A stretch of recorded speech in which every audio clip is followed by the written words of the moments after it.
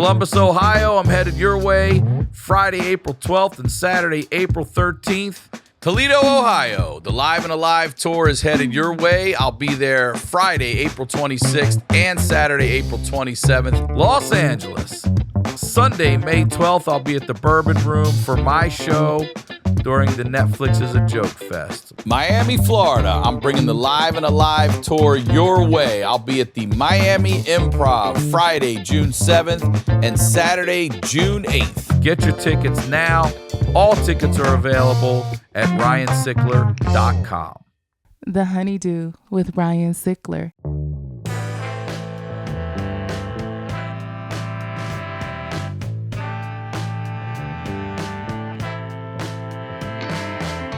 Welcome back to the HoneyDew, y'all. We're over here doing it in the Night Pants Studios. I am Ryan Sickler, RyanSickler.com, Ryan Sickler on all your social media.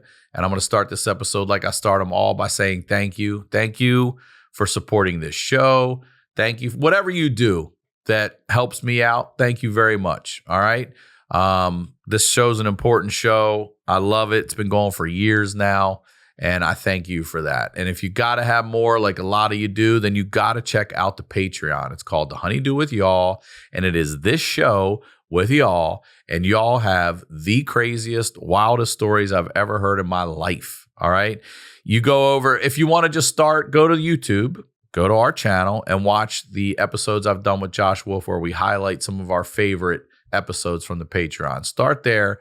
And I promise you, boom, you'll be over there. It's $5 a month. It's super affordable. I haven't raised the price ever. All right. And the way back, please support the way back. Go over there, get on iTunes, write the reviews, give it the stars, all that stuff. Let's get that thing going. It's been kicking. I don't even want to say you know what, so YouTube doesn't flag me, but it's been doing awesome. And I thank you guys for that as well. All right. Come see me on tour. If I am in your town when you're around, tour dates are up right now. Tickets are on sale at RyanSickler.com. All right, that's it. You guys know what we're doing over here. We highlight the lowlights. I always say these are the stories behind the storytellers. And I am very excited to have this guest on today for the first time. Ladies and gentlemen, please welcome Libbie Higgins. Welcome to the HoneyDew, Libby. Thank you so much. Thank you for doing this. Well, look, Kirsten is a huge fan of yours. Her mom, they all love you. Her mom flew in for this. Whoa. Yeah. Her mom wasn't just here. She came strategically to see you guys. Whoa. Yeah. I would have talked to her. And more. I obviously know Chelsea and Paige. I know Paige through Chelsea, and now I know you through them. But I didn't know you prior. And Kirsten's like, you gotta trust me. You gotta. So I'm glad we could make this work. I appreciate you doing this. What if you trust them and then this turns out to be the worst episode ever? Well, we'll see. Who's getting fired out there? I'm not sure. That's a good question. That's a damn good question. Well, before people lose their jobs or anything, please plug and promote everything you would like, all of it. Well, my big thing I'm trying to focus on now is my Patreon, which is, of course, under Libbie Higgins. Touring with Chelsea Lynn in about 2 weeks. We're going to be touring for a couple months. And then just my Instagram. Come over to my Instagram. It's the best. Do I show nudity? No. But I do show that on my OnlyFans, which I'm shutting down because you had an OnlyFans as well. I do, and it's mostly just butt and is that front? So I'm just. What do you mean by front? I'm trying to not say a lot of cuss words up front. Boob? Can we say boob? Okay. So I was just sitting out there learning about OnlyFans. I had no idea. Like, obviously, you guys don't do PORN, but right. I don't even know if that'll get picked up, but whatever. You obviously don't do that. But I didn't know. Like, there's so many rules about OnlyFans. So like, many. No poop, no anything like that. And I'm like, wait, so you can poop on someone in a sexual act and that's allowed, but if you shart or talk about you can't. If you lose your bowels, it's unacceptable. That's crazy logic. Shame. They're shaming you. That's crazy logic. Yeah. Well, speaking of shame, let's talk about our life stories here. Can we get into it? Just shame overflowing.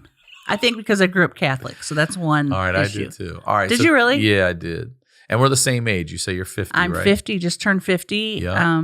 And I don't know people's ages anymore. So I thought you were in your 30s. When you said you were 50, I'm like, what? I don't know people's ages anymore. You need to go get that vision check too. Me and you.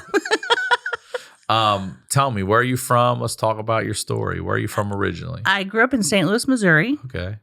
Spent almost my whole life there till last year when I moved to Nashville. Oh, wow. Yeah. Really? You spent 49 years in St. Louis and you just moved? 9 years. Okay.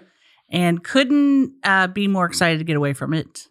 I love that I have a fresh start in Nashville. But I grew up in the city, just regular family, mom, dad, sister, 2 brothers. But yeah, I grew up Catholic, and I think that is where a lot of my shame comes from because I carry so much shame. And I don't think there is an amount of therapy that can erase shame. Or guilt. Guilt. They put so much of that on you. Oh. Better not touch yourself. God's watching. Like, what? I don't want to touch What myself. do you mean? Can't get a divorce. God's watching. What? What? Like, why is he watching It's so me? creepy it is. Yeah. Like, dude, watch someone else, bro. That's a lot. Literally nothing going on here. God. So what did your dad do and your mom do for a living?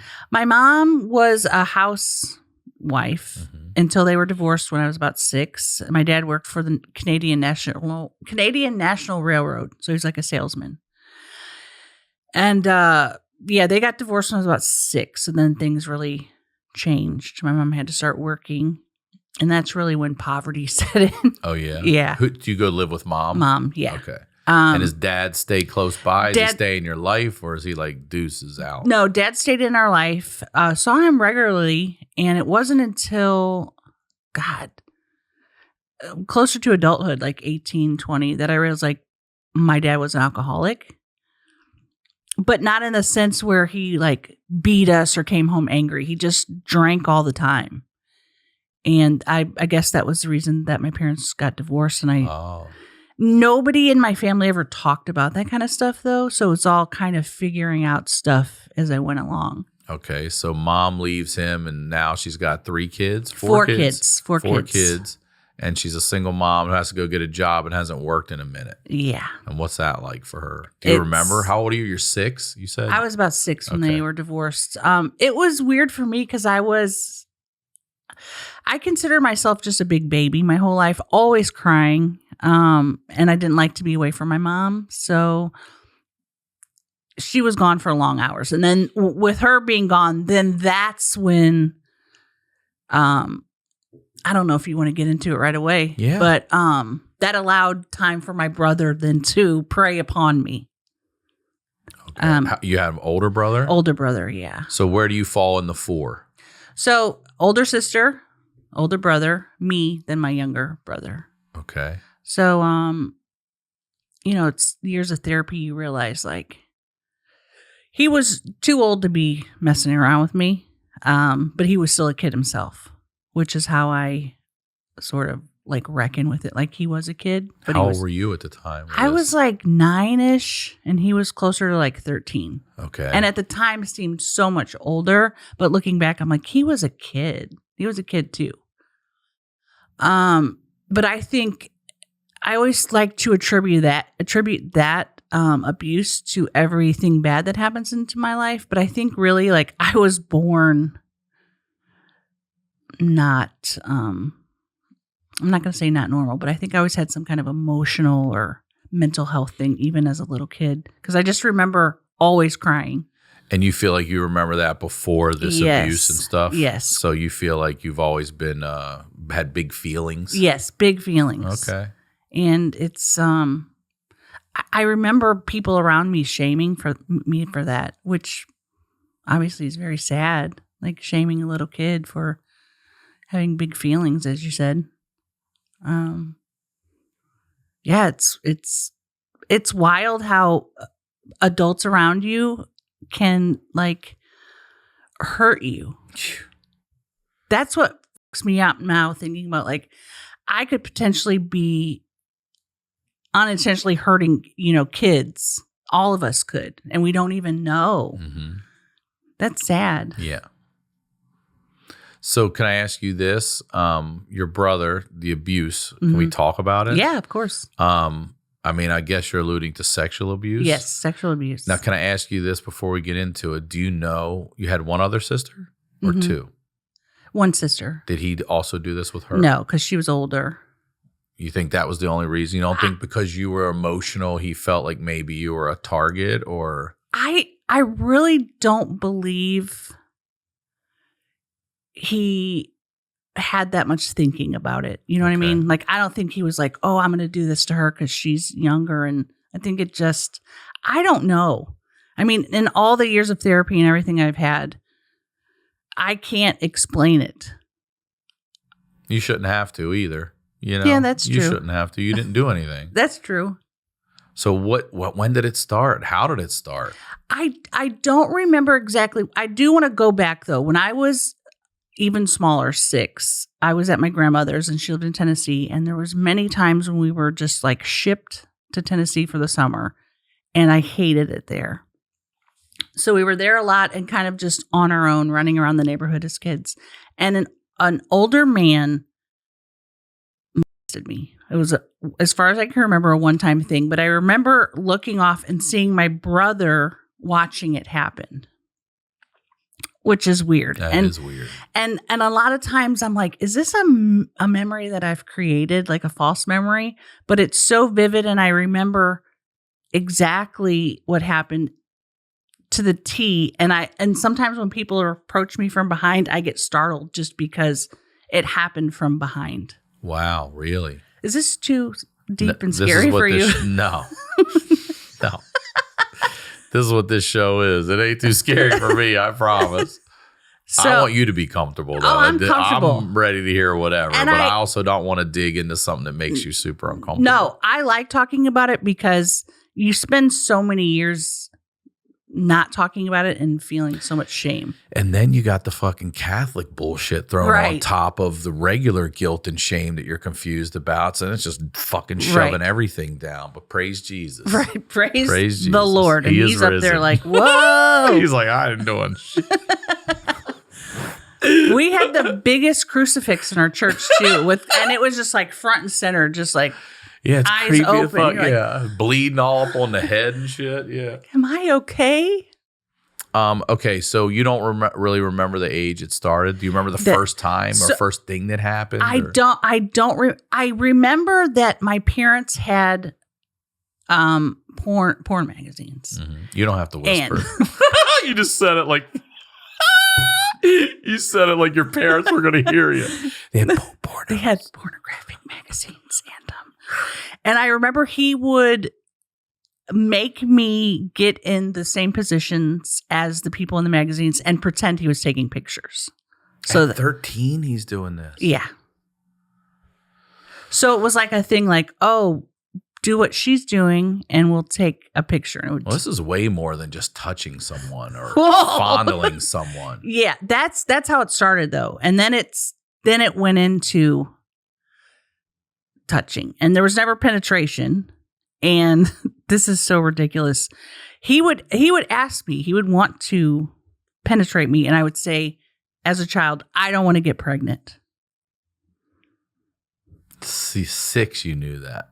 This was 9. 6 was the stranger at my grandparents'. Got it. More around 8 or 9 was when it was with my brother. And God, they're just, I remember for so many years just feeling so much guilt because when some of the things were happening, my body was reacting in a pleasure way. And that fucked me up for so long. This is what I hear a lot, is that's what one of the most confusing thing is like, you know that this person's doing something wrong to you and they shouldn't be. However, what they're doing it's not burning you or cutting you. Right.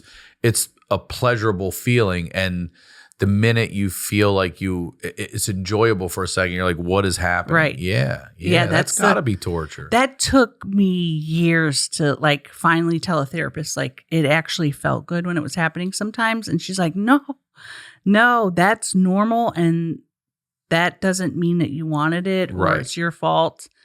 Hearing that like really changed everything for me, honestly, knowing that like, just because my body is reacting a certain way doesn't mean I'm enjoying it. Right.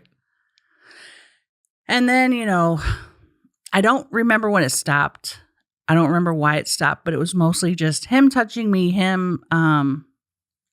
I don't know how detailed you want me to get, performing oral on me, wanting me to do it on him. At that age, yes. too. Good Lord. Yes. And your mom is just out working. So Mom's out working. And you don't ever tell dad or mom. Nobody. Never. You don't whisper a thing. Does he tell you not to? Does he ever threaten you? No, I don't think he ever did. And at that point, I started acting out, like really like just being a bad kid. And when I say acting out, I just mean like cussing out my mom, acting like a little a-hole at home. Like 10 or 11? Yeah. Wow. Just like acting, which then also carried shame because then my sisters and brothers are like, why is she acting like a little a-hole? Whispering everything. Mm-hmm. And really, I felt like I was crying out, like somebody noticed what's happening to me. But at school, because it was like my safe space, that's where I thrived. I was like, wanted to stay after school and sweep this is very old timey, sweep the classroom for the teacher, or remember the erasers? The chalkboards, clap the erasers. Clap the erasers. I used to do that. I wanted to do that sponge stuff. And wipe the Yes. chalkboards. Yeah. Oh God. Anything not to go home, I Yeah. guess. Was this a daily thing, a nightly thing? It's so weird with feel these like kind it of at things. least? It was A lot. Well, once is more than enough. Yeah, it was, I'm not going to say daily. I don't know. And I don't know how much my brain has blocked out, but it was enough where it was not okay. And, did you ever confide in anyone in school, a friend? Oh, no. No, you literally did keep this all to yourself. Kept it until in my 20s, and my body couldn't keep it in anymore. I don't think, because I started getting a lot of anxiety. Tons of anxiety where I was having panic attacks. So, when does it stop? How do you put a stop to it? Or I don't think I did. I think it just stopped. It just stopped. There became a time too when my like brother, when he moved out of the house. Yeah, he was. Wow. He was a bit troubled. A bit. And even talking about it, it makes me sad for him. Yeah. Because I don't know what happened to him. Something had to have happened to him. I was going to ask you if you ever found out. There's no way. And I'm not defending anything this person did to you at all. But I agree. There's no way he's just one day just thinks of these things on his own and is like, do this and do this and do this. Right. No yeah, way. I don't know what happened to him. And he pretty much became estranged from our family. Even before I told. He just was always off and wandering. And I don't know where he is now. I don't know if he's alive. You don't. My parents are both dead. I don't know why I'm laughing. I often have a very inappropriate response. Yeah. I'll start laughing. That's the show, bro. This show's meant for you, girl. I swear. And so many therapists have told me, like, what you're saying isn't funny. So please stop laughing. They say stop laughing? Oh, they'll say, no, or they'll explain to me, like, you're cover, this is it's a nervous response sometimes. Right. Yeah, but what should you do? Sob then? I'd rather you laugh a little and have that, like, okay, this person is, I don't know. I think that's a sign of mental strength to be able to take something that's so adverse and ugly and then flip it into like, if I don't laugh, I'm crying. Right. And flip it into a funny thing. If not, it doesn't need to be for everybody else either. Fuck that therapist. That shit's for you. You didn't laugh for their sake to make them comfortable. You laugh so you could get through it. That's true. Yeah. So you're my therapist now, is what you're saying? We got another 40 minutes. I got 3 more after you. Oh, shit. Yeah, I want to say that's probably the worst thing that's ever happened to me. And only I only hope so. God. It's wild to me that thing, if you literally think about it, my brother touching my privates in an inappropriate way has an effect on almost everything that happened after. Why? That's what I want to know. As my new therapist, Ryan, what's happening? Well, I would he's going to break it down. These are my guesses. I'm not certified in any way, but you're so young when that's happening to you. It's almost, we believe in Santa Claus at 6. You know what I mean? What are you not going to believe at that age? And even though your gut and everything inside you tells you this is wrong, now this person is violating your trust, violating your, family bond. Like this is family. This isn't like your brother's friend or even a cousin. This is under your roof now. So now you don't have a safe space anymore. And if you said it yourself, people come up behind you and you flinch. Right. I mean, it's affected every fiber in you, but how could it not? Right. How could it not? You know? And it'd be different too if you said, oh, he just beat me. Then you get, okay. Because honestly, then he's, okay, this is an angry person doing something to me and none of that felt good. But then you got this other thing and you're like, and damn, that felt good. And like, now what's my body? Is my body betraying me? Like, you just, all your trust is violated, even your own. It's those genitals, man. It's all about those the genitals. Take it to that next level. They always do. Yeah. You hit me on my lower back. It's physical abuse. You touch my butt. We're talking sexual abuse. Yeah. It could be a 3-inch space where it changes from physical to sexual. Wow. Yeah. That's the truth, though. It really you get is. The picture, a photo, meet and greet. Somebody's got their hand on your lower back. But sexual abuse. Well. Unless you're asking for it. Unless you put it down there. All right. I have so many questions. Oh, I'm ready to answer them. Because you said until I told. So you did finally. I had to. I had to tell. Oh, I'm just writing a note down so I don't forget. Who? He's writing worst. No, I didn't write worst. Shut it down now. Everyone's fired. All right. So what age do you finally tell and who do you tell first? I told people at a hospital because I had to be hospitalized because I was just losing it. Just could not function. Panic attacks around the clock. And at the time, I didn't really know what a panic attack was. This was in the 90s. Think you're having a heart attack? I just didn't know. I thought I was losing my mind. And was this like, forgive me if this is a dumb question, but was this on your mind every day weighing heavily, or do you now realize it just in your subconscious? It's just affecting you every day? Just in the subconscious. Okay. And I felt like I couldn't tell my family because I felt that it would break my family apart. Did you ever end up telling your mom or dad? I did. You did? Yeah. I finally, because like I said, I had to. I was in the hospital because I told the people in the hospital, like, this happened to me. I don't think I'm okay from it. And then they're like, we think you should probably tell your family.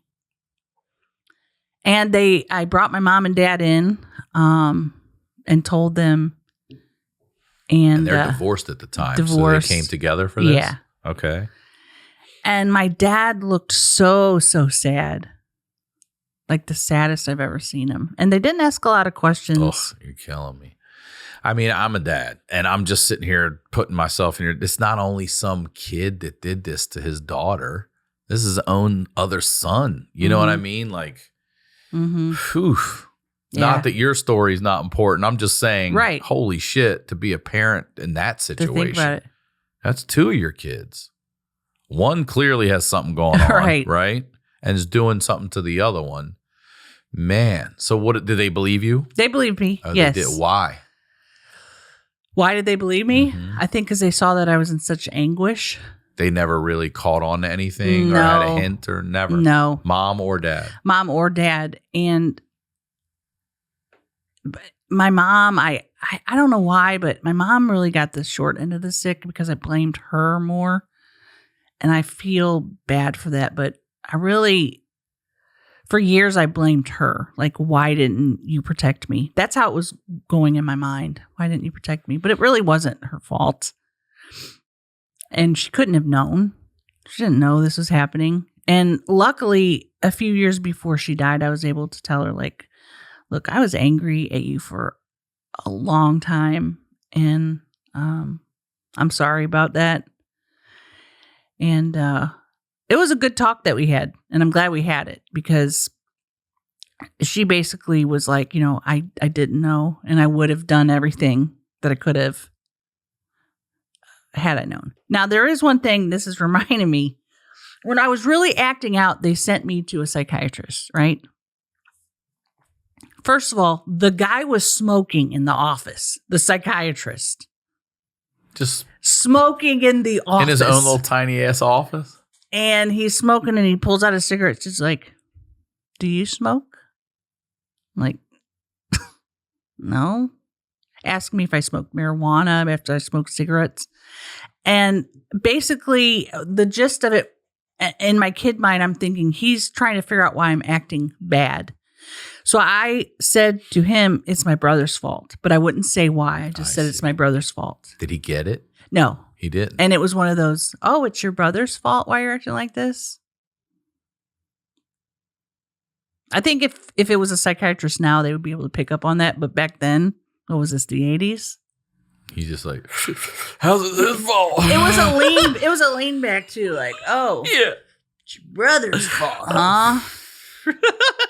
Wild. And kind of insurance we got. My mom tricked me too to get me there. Oh, she did? She told me. You didn't want to go? This is really fucked up. I didn't want to go.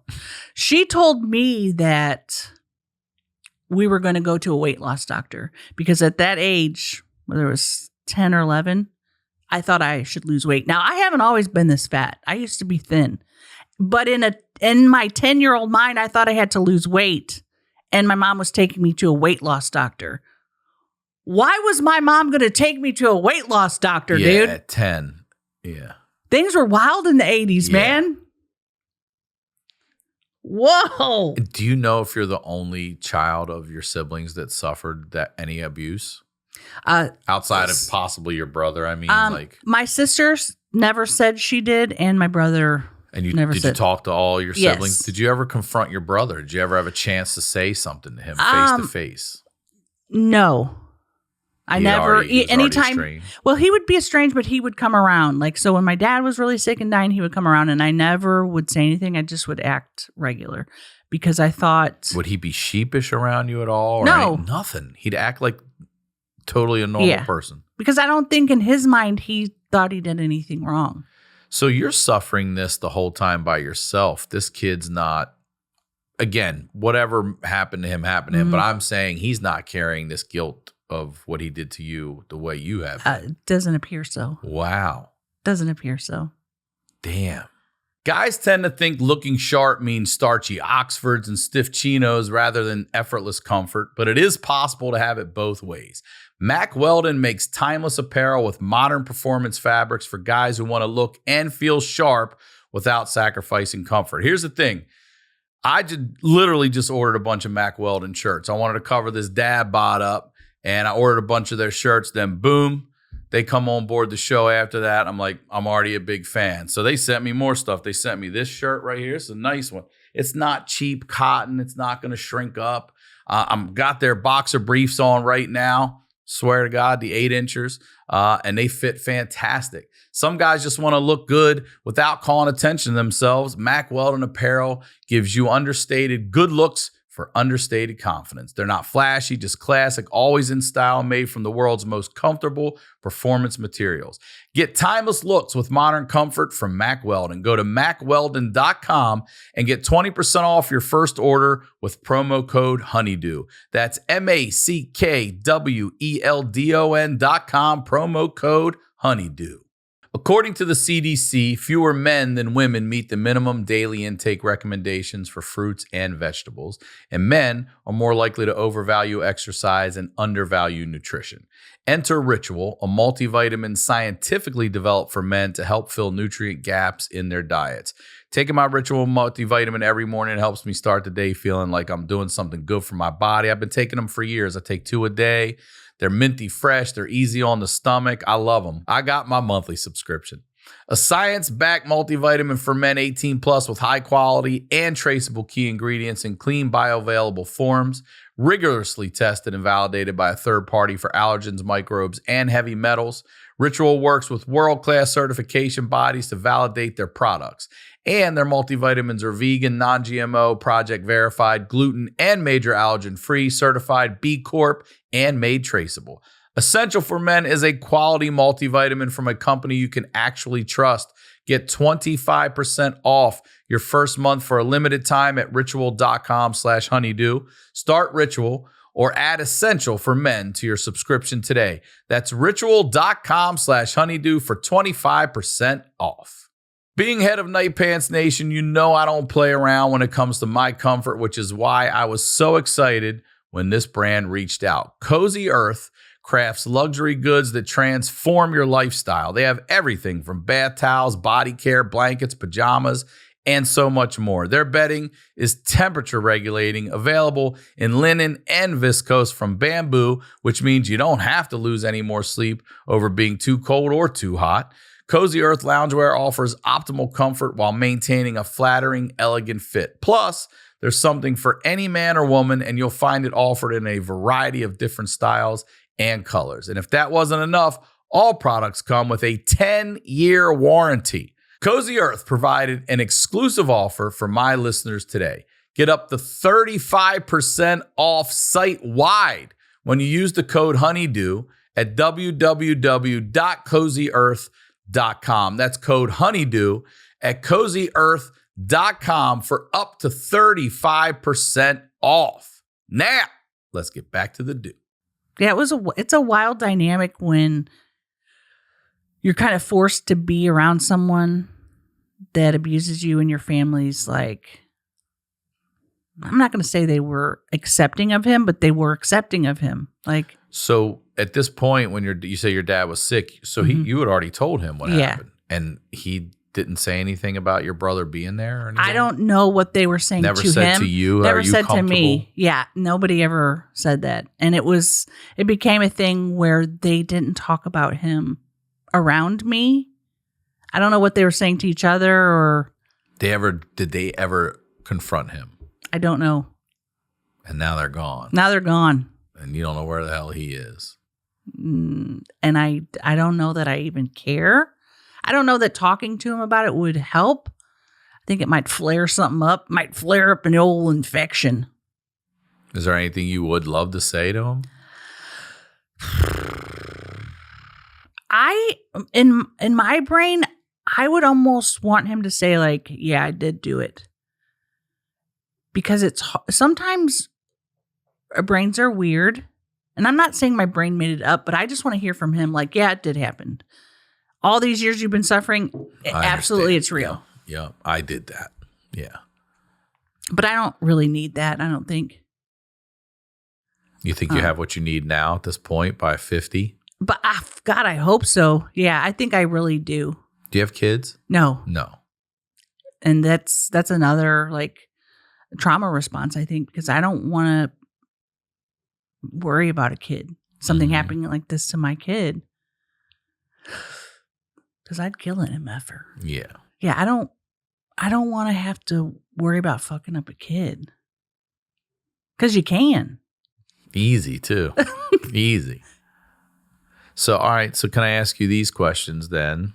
When you start getting sexual yourself, does this affect you? Do you go buck wild early, or do you all that Catholic guilt also? Do you keep your virginity for a while? And how does that affect you when you first want to actually yourself enjoy someone physically?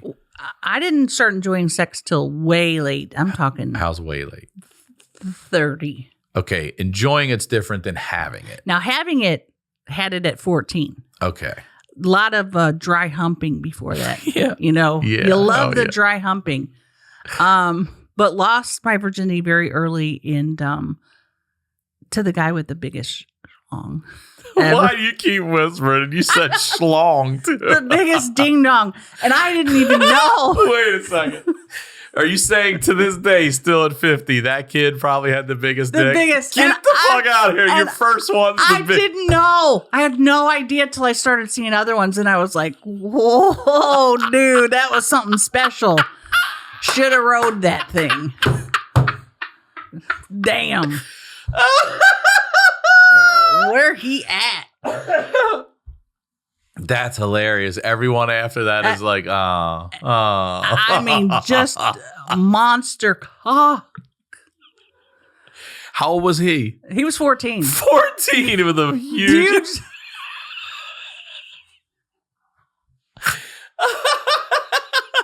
Just huge, dude. Golly. Oh, And I never did like fun stuff with it. It was always just really, mostly I was always afraid of getting pregnant. Always. I'd be on birth control and have him pull out and still be like, I'm going to get pregnant. I don't know how I haven't gotten pregnant to this point. Thank God. Jesus. Big schlong. Outside of the big dick thing, was it difficult to like enjoy? Yeah, it was. You know what I mean? Like you say you didn't enjoy till 30.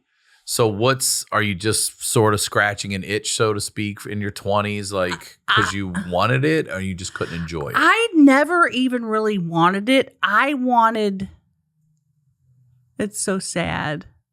I wanted somebody to love me. So I would fuck whoever so the dude would love me or like me. So I wasn't really using my pussy. I wasn't using it in the way where I was like, oh, yeah, you know. It was more just like, I'm just doing this because that's what the dude wants. Got it. And then when I started masturbating, which was late too. Look, it's so tough for you because that could be Catholic bullshit alone. That could be. It could be. So how old's late for? In my 20s. Okay. Is that late? I feel like that's late. Because I know some people start humping stuff when they're young, you know, just. And to me, I'm like, I had so much shame. I'm like feeling a tingling down there as a little kid. I was like, whoa, that's what's happening. Yeah. And it was tingling over weird stuff. Can I tell you what it was tingling over? Yeah. You might remember this. What got you? Remember the miniseries Thornbirds? Thornbirds. I don't think. You know what? Did they have the little, when they did the thing, all the little birds would fly out? Maybe. I can't. That's the only thing I can even see in my head. It was about a priest. Hell no, then. Hell no. Your pussy's tingling over a priest? Yes. Always. Love a priest. That's so fucked up, dude. Are you serious? Yes. I don't know why. I loved them because they were nice guys at school. You know, we had the school and the church, and they were. Oh, you also went to Catholic school. And they were in charge, and they were just like father figures. But something about it was, I was just like, yeah, what's going on with you? Ever Father? bang a priest? No, damn it. You missed out on Love role playing though. I should have somebody dress up as a priest. You should definitely have a priest come give you a little, exorcism. I've sinned today, Father. Oh, I gotta confess my sins. God, just delete this whole thing. So at 30, you say you start enjoying it. Why? What happens? Did you meet someone who really made you feel safe? Yes. Yeah, and ate my pussy also. It's a eating the thing for me. Because remember, I have the trauma of my brother doing it. So then I had to separate that. And you also had to perform. So now, these things come back in your life in a real way with someone you want to actually be with. Right. And I'm sure it's all fucking kinds of. You're like, wait a minute, what? Yeah, so it was basically just, I think it's time. Like eventually time and therapy just make you not okay with stuff, but make you able to survive. Yes. Cope. Yeah. And then it just I guess you get desensitized to it because the more you do it, the less you think about your brother trying to fuck you. Who was the guy? You don't have to say his name or anything, but what was it about this guy that really opened you up? No pun intended. Whoa. It just worked. Like I didn't feel gross. Like for a lot of my life, I would feel gross sexually. And what do you mean? I just felt gross in my body. I felt like my body was gross. I felt like You didn't feel attractive, you mean? Or not, or you felt like you're doing something wrong? I just felt gross. Just like everything about me was gross. Like maybe my pussy wasn't as delicious as other pussies. You know what I mean? Mm-hmm. Do you think that big dick 14-year-old wonders if anybody after him is bigger? Or if he's just wondering if I had the demolishing vaginas out of the pussy game. in town. Oh my God. This goddamn guy's a pussy record. 14. Damn. And I don't think he had. Do you think at 14 that you have a huge I think if you see porn, then maybe. But I think when we grew up, you would never have known whether that was big or small. You wouldn't. You wouldn't, because we didn't have that. You didn't see that shit in Playboy. Right. You know what I mean? You didn't see the dude's dick. I don't even think in Hustler. I can't even remember. It wasn't until like Spice Channel came out where you're like, all right, I think I'm all right here. I think I'm all right. Well, we had a gay friend, and he would always say, he would make comments about his, the bulge in his pants. Like he'd be like, dang, and I didn't think anything of it because I wasn't really thinking about dick like that. Didn't interest me like that. Now though, I'm looking at dick. You wonder where that dick from the past is. I'm looking this guy up on Facebook and being like, hey, what's up? I love that you're 50 and you still think about that guy's fucking dick at 14. That's 36 years. I can't believe it's been that long. That guy's dick in your mind. And the fact that, like, the worst part to me is that when I never even did anything fun with it. That's the worst part. Because at 14, I could have been doing splits on that thing. And I was doing straight missionary. I didn't even do doggy, dude. I didn't know how to do doggy at 14. If I could back that thing up on it now. Is he? I'm sure you can find him on He's Facebook. married. Is he? Yeah, I've already checked. He's fucking married, dude. Somebody lock that dick down, huh? Oh, okay. So at 30, you start enjoying sex. Now, are you enjoying it with every partner after that, or is it just the men who make you feel safe, or have you hit like your stride at this point? Well,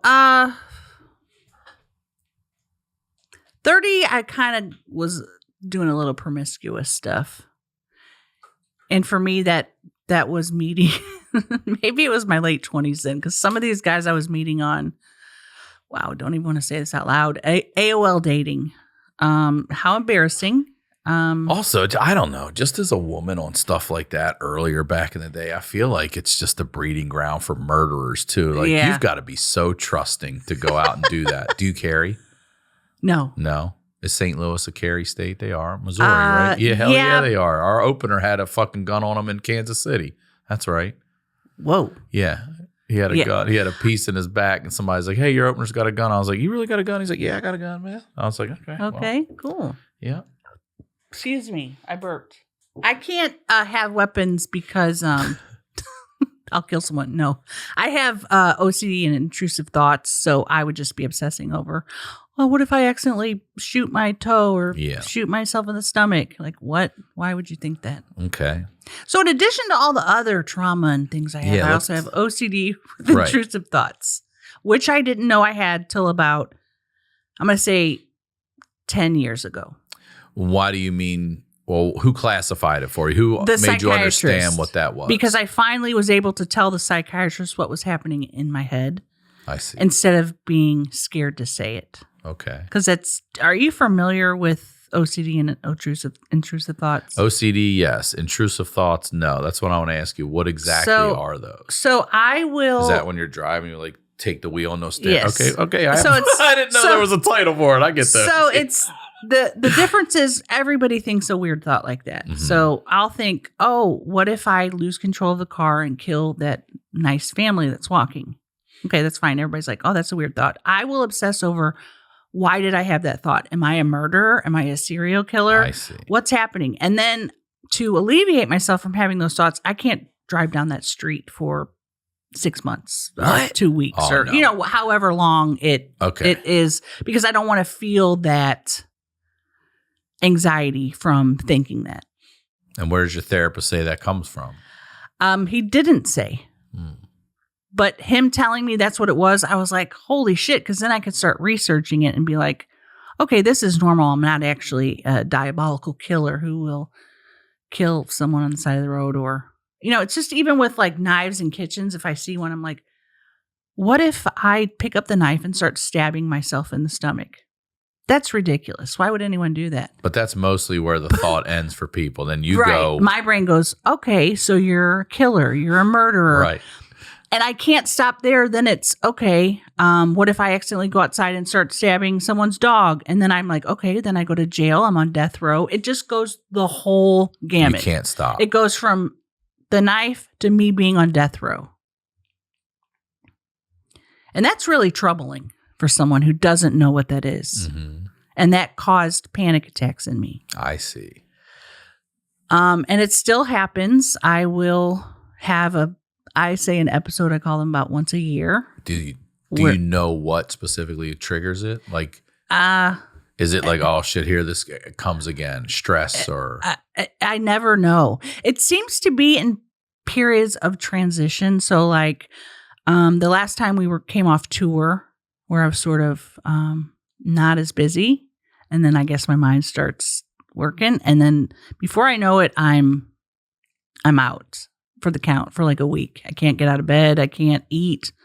Want to call 911 constantly. Really? Yeah. It's like I feel like I need help, but no one can really help you with that. Mm-hmm. What are they going to do? I mean, over here, they want to give you a pill. Oh, love a good pill. Yeah.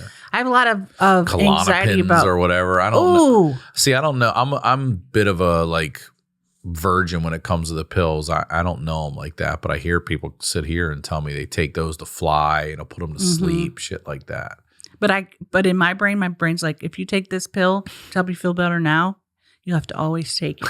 And that's why I don't drink before I do stand-up. You're a drug addict. Right, exactly. I can't do anything before I do stand-up because if I have a good set and I've had a beer or something, then I'm like, now I have to drink one beer before every set. And then I become an alcoholic. I lose my family and friends. I lose my car. It just goes on. So once you learn that's what this thing is, does that help you mentally get a hold of this shit? Yes, it does. That really help you stop it from going all the way down that road? Most times. There's sometimes where it'll just get me, and I don't know if it's just the true function of the illness. It'll get me, and I can't get out of it. I can't get out of it for a while. And it's alarming because I'm like, I got shit to do. I can't be in my bed terrified to leave. But sometimes the thoughts are so terrifying and so scary. I had these intrusive thoughts one time that I was going to walk upstairs. And I want to be clear. My brain is not saying to me, you're going to walk upstairs and kill your mom. My brain is saying, what if you lose control and you kill your mom? I know I'm not going to lose control, right? But for whatever reason, my brain was like, what if you walk upstairs and hurt your mom? So then that freaked me out because I don't want to hurt my mom. And it led to me like wanting to be in the hospital because I wanted to be safe. From yourself. From myself, which then led to me telling like healthcare professionals I had this thought. And then they're like looking at me now like I am wanting to kill someone, which is a next level. Mm-hmm. There's like suicide and then there's homicide, which is scary. But I had a really good nurse one time who was like, now, are you sure that's what's going on? Because this is going to go in your file here. You really want me to put that? And I was like, making it clear that it was not something I really wanted to do. And it was just like a thought. So luckily, I've had some good people in the healthcare professionals that have helped me. I think those people also see like the worst of the worst that we couldn't even imagine. And then hopefully they see someone like you and they're like, I'm going to help this person here because she doesn't know the system she's about to enter into by saying she wants to kill her mom. Like you're going to get lost in that system and it's over for you. And it was another thing where I was like, I said too that my doctors are trying to kill me because they took me off one medicine and had put me on another. And I was like saying they're going to kill me if they keep this up. And she was like, is that something that you really want me to write? Mm-hmm. And I'm like, I feel like they're trying to kill me. So never confronted your killed brother. Anyone. No, never killed anybody. No. The guy that deserved it, he doesn't go.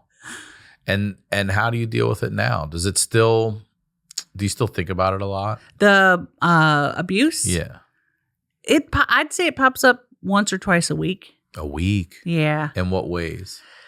Just like in your own mind, or do you hear something that makes you think? Something will remind me just of him specifically, and then there's a street by us. I'm not going to say what the name of it is, but it's my brother's name plus the word Lick. Jonathan Lick. Jonathan Lick, and that's the name of the street. And every time I pass it, I think of my brother because he licked me. Oh no, I didn't think of the lick part. So every time I see it, I'm like, oh God. And every time I'm fine, but I do think of it. And I kind of go like, ooh, disturbing. And when you told your siblings about it, what were their responses? Were they supportive like your parents? Yeah, Did they believe you? Yeah, they did. My sister, who is even more of big feelings than me, she just takes she really wanted just to protect me constantly because she kind of was in charge of us when she was carried guilt that she wasn't there to help or whatever. Constant guilt for everything that anyone's ever done. My poor sister. You're also a Catholic family too, so right. You got so much guilt going on there. Thanks, Lord. So none of them were like, well, then fuck him then. None of them turned Nobody ever said that. Would you have been okay if they did? No, because I probably would have internalized that as it's my fault that they can't see my brother. So you were okay with the fact that mom, dad, and siblings never really said fuck off or out of there to this guy? I don't think I was okay with it, but I was just like, it is what it is kind of thing. Like, I think I had the feeling of, oh yeah, I want them all on my side, but then was torn with the like, that's my mom's son. That's my dad's son. And that part is devastating to think like my dad's son did something so horrifying. And not a son from another wife. There's a son from your mom. Right. Yeah. To his biological sister. Yeah. And the fact that they never saw anything or caught anything, or there was never any weird behavior, or maybe there was. And maybe they did. They shit. blocked it. Because back then they used to block shit out all the time. The fact that my parents had porn magazines, though, that's wild to me. Whoa. And separately or when they were together? Like your mom would have some when they split, and your dad would also have some? My dad would have some, and he had a... and he kept them out, easy to find? No, my dad had so we had linoleum floors in his bathroom, and there was a rip, and underneath that rip, there was always a porn magazine in the bathroom. I'm like, God, my dad's jerking off in the bathroom. How wild. And you found it? Oh, yeah. Would always look at him because you'd be like, dang, that's a bush. You know, back in the day, they had the bush. It was. Wow. Manicured bush, too. Like, no, this is my bush, and I'm going to trim it so it's nice. It seems like everybody was looking at porn, though, back in the day. Is that something that's how we found it, too. I remember the first time we saw Playboy, it was a friend of our sister who stole it from her dad and gave it to us, like a bunch of us. We all passed it around. That was the first Playboy magazine. I got a Penthouse magazine. I think it was Penthouse. There was an artist was a naughty one in the too. 80s named Samantha Fox. She was a British chick. Do you remember her? Naughty girls need love too. That's it. That's right. That's all. Yes, it's true. I'm in love with you and believe it, baby. I've never heard that song. That right there will get us flagged. Everything else would have been fine. No, I don't know. But yeah, I had a Penthouse of her, and I kept that between my mattress and box spring, but in an envelope. Like if you lifted it up, we're like, what's this manila envelope size of a magazine? You know what I mean? That's the title of his car. He's 12. And then someone gave us a porn in high school. We had a VHS that someone gave us. I'm almost positive it was called Snake Eyes. And it was one of those ones like we would watch it and like you go, you know what I mean? It passed around like up to the neighborhood kid, like, hey Jeff, here's that Snake Eyes. That was it. Now you can go to fisting.com. Right. You know what I mean? Right. And see somebody put a foot up somebody's ass. You know, like the way we grew up though was, I don't know, it's much faster now, I feel like. And that's why I say for someone of your brother's age to be thinking of things like that and doing things like that with not this whole, you know, internet where he can see that all day long, 24/7. So I agree. I think something must have happened. Something. And your parents, you never asked them about that? No. My family was weird about talking about serious stuff. Yeah. Like, we just didn't do it. It just was very uncomfortable. So go back to school for me. I know you were able to get away and you said that was your safe space. Mm-hmm. Were you involved in sports and stuff? Softball, can't you tell? Big softball player here. Loved softball. Yeah. I did like the sports, but I mostly just liked being at school with my friends. Or I love the teachers. And I was that annoying kid was like on the playground like, hey, look at me. And the teacher's like, that's really cool. That's great. And Libby. I thought they thought I was cool until I became a teacher. I taught for 22 years. You did? Yes. Okay. And then I had kids saying to me like, hey, Miss Libby, watch this. And then they would do a similar cool move. And I was like, what? I was that fucking kid, dude. I was that annoying kid. You pull them aside and be like, I was you when I was little. Listen, stop Look, that kid, shit. knock the shit off. Okay, wait. So what age group did you teach? I taught kindergarten through 5th grade special ed. Okay. And did you ever, I wanted to ask you this, did you ever have any kids in there that you were able to talk to or help or anything? There were kids that I suspected were, abused, mostly physical stuff. And of course, I would call as a mandated reporter. I would call, but all of our kids were special needs, and a lot of them didn't talk. Oh, didn't talk. So okay. they had autism, but I did that, and maybe I did that like as a way to like protect kids, protect my inner child. You never really thought about it? No, just until I said that. Yeah, I wonder. I mean, that's an interesting. You picked that certain age group Yeah, too. little kids, little angels, and I did that up until I quit full time about 3 years ago. So you went from teaching to special ed kids. Now you're out there talking about your pussy and everything. That's actually I do that I say that on stage. I'm like, I've taught special ed for 22 years, and they give it a beat. And I'm like, now I talk about my pussy on stage. So it's a different kind of community service I'm doing here. And how strange to see a woman of my age going up there and immediately with the pussy jokes. Like, what is this lady doing? Mm-hmm. Love it. Is it a dichotomy? Is that the right word? Tell us in the comments if I'm thinking of the right word. If I'm thinking of it. How do you deal with it now? Moving forward now, you say once, twice a week. Do you medicate? Do you meditate? Do you what do you do to get through your... I am medicated. Yeah. I take Zoloft. Has it helped? I believe it has really helped with anxiety and OCD. Are you still in therapy, or do you go no, when you need it? And I need it. You do? Yeah. Yeah. It's just so time consuming, and you also have to know it's going to be hard. Yeah, it's hard. That's the thing. You're going to talk about your ugliest shit. Yeah. Yeah. So it's not a picnic. It's not like, hey, let's get together and have brunch. You're going in the fucking dark. And not trying to do bits the whole time. Yeah. Which I love. That's my thing. I love to get a therapist to laugh. You kidding me? I'm doing bits from the time I walk in there. Yeah, I need to really, it's an investment in yourself, and I need to do that. It's hard. Yeah. You got to go relive all that shit. And you have to start over with every new one. It's like, can't I just give you a file? Yep. Can't you just look my shit up so when I get here, we can just pick up where I left off? I got to go back to my pussy again. I mean, come on. Brother molested me. First boyfriend had big dick. Mom fat shamed me when I wasn't even fat. That's...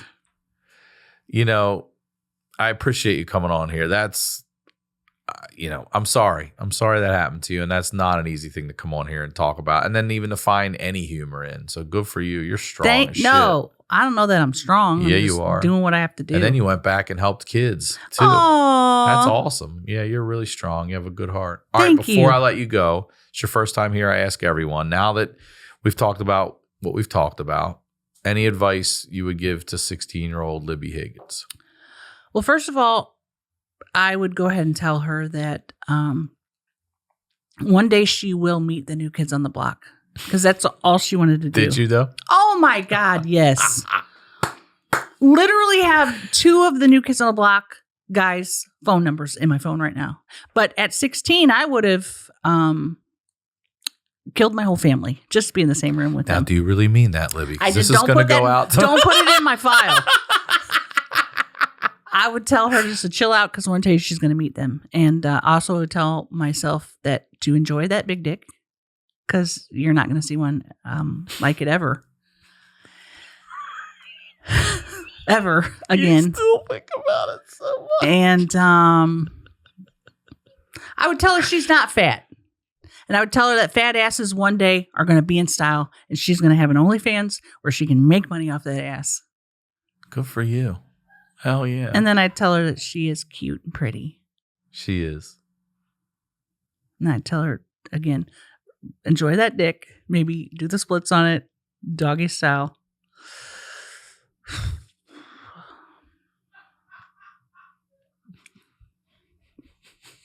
Is that a wrap on your advice to 16-year-old? You can't I got stop lost. me. I got lost in it. I saw you get lost in that dick. I saw it. Please promote everything again that you would like. Paige, am I supposed to look in the camera? You can look wherever you want, but Hello. I would. Yeah. Follow me on my Patreon. It's really cheap. 2 tiers. LibbieHiggins.com. And that's Libbie Higgins. Come see us on tour with Chelsea Lynn. And then also come on my Instagram and my YouTube. That's it. That's it. All right. Thank you. Thank for you real. so Thank you for much. doing this. You're awesome. Thank you. As always, Ryan Sickler on all social media, ryansickler.com. Come see me on tour. We'll talk to you all next week.